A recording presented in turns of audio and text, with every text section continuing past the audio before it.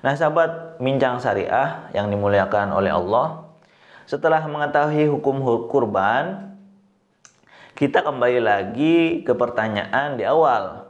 Boleh nggak sih kurban itu dialokasikan dalam bentuk uang untuk membantu teman-teman yang terdampak COVID-19?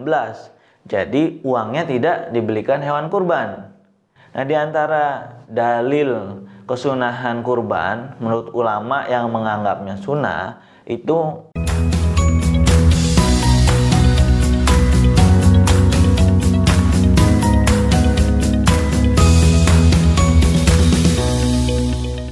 Assalamualaikum warahmatullahi wabarakatuh.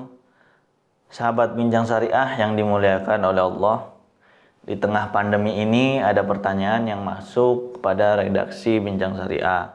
Ustadz, kalau kurban kita diganti pakai uang boleh nggak sih? Kalau boleh kan uangnya bisa untuk membantu saudara-saudara kita di Indonesia yang terdampak COVID-19.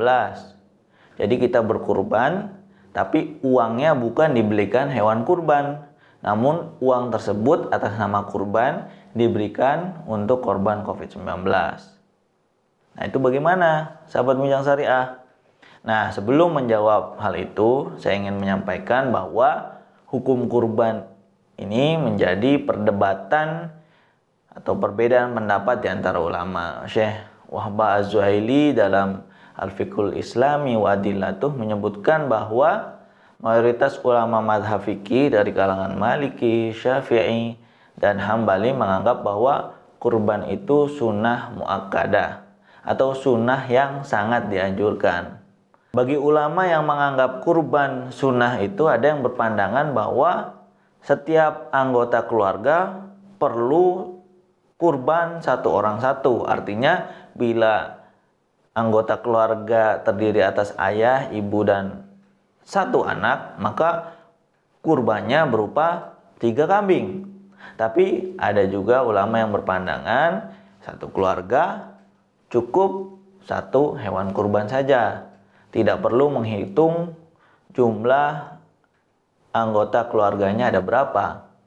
Nah, sementara itu Imam Abu Hanifah dan beberapa muridnya berpendapat bahwa kurban itu wajib setiap setahun sekali bagi orang-orang perkotaan saja. Tapi ini pendapat yang sangat minoritas. Tadi yang mayoritas adalah sunnah muakkad saja. Nah, di antara dalil kesunahan kurban menurut ulama yang menganggapnya sunnah itu hadis riwayat sahabat Ibnu Abbas, yang mana beliau mendengar Nabi Muhammad SAW bersabda, "Salasun hunna alayya faraid wa hunna lakum tatawwu, al-witru wan nahru wa salatud duha." 3 hal yang wajib bagiku tapi sunnah untuk kalian, kata Nabi, yaitu sholat witir, kurban, dan sholat duha. Hadis riwayat Imam Ahmad.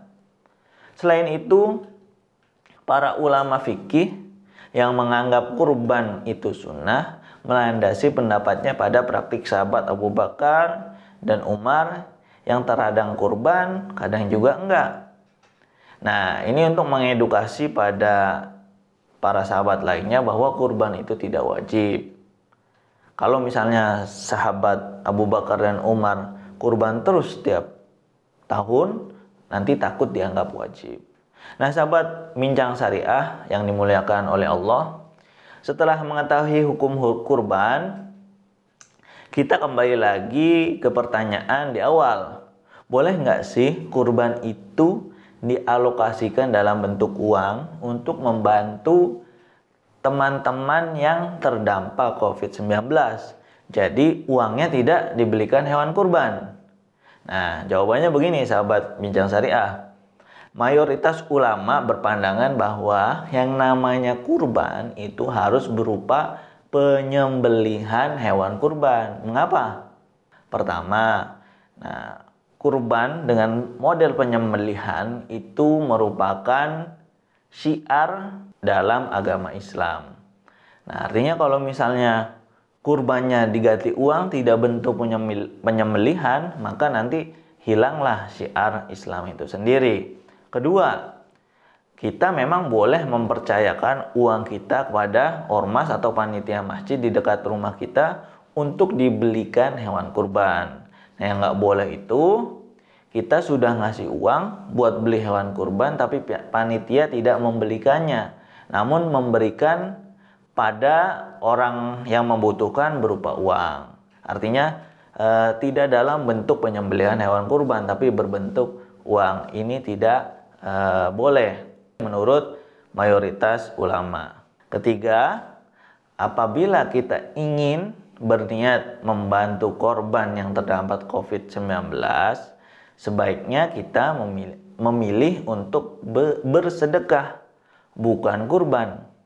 Jadi kita membantu dalam bentuk uang bisa dengan niat sedekah. Kita bisa menunda berkurban di tahun yang lain atau di tahun depan atau tahun depannya lagi.